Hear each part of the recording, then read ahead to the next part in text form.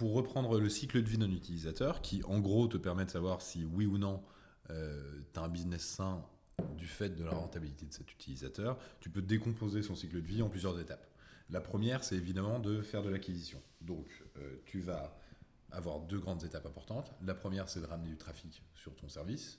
Et la deuxième, c'est de convertir ce trafic. Donc, évidemment, je ne vais pas forcément les détailler, mais il y a un tas de moyens de ramener du trafic sur ton service qui te permet, via du trafic payant sur AdWords, Facebook, etc., ou du trafic organique ou tout autre système de parrainage, etc., de ramener les gens sur ta page. Et ensuite, via d'autres mécanismes, en essayant d'optimiser le plus possible ton flow d'acquisition, de faire convertir la personne. Donc, tu vas avoir un volume, qui est ton volume de trafic, et un taux de conversion. C'est ça qui, en multipliant les deux, te donne assez basiquement un nombre d'utilisateurs, de clients, en fonction de ta métrique principale, qui sont engagés pour la première fois sur ton service. C'est un moment qui est évidemment clé, parce que la capacité à fournir une bonne expérience pour cette première commande, ou cette première expérience, va conditionner la manière dont les gens se comportent ensuite.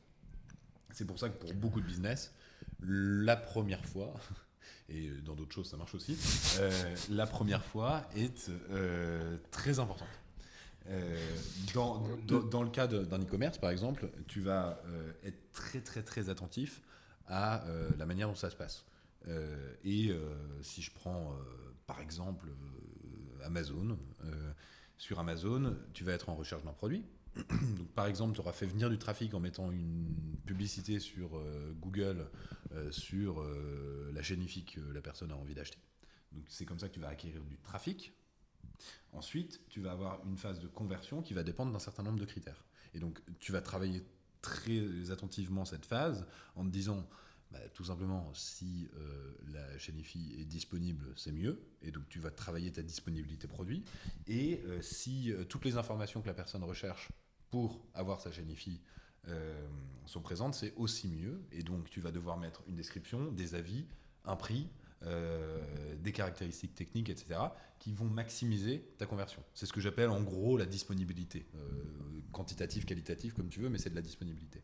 Ensuite, à partir du moment où la personne est en train de vivre cette première expérience, que ce soit sur du totalement digital via de l'onboarding ou sur une vraie expérience, par exemple, de livraison lorsque tu parles de l'e-commerce, ensuite, il faut assurer.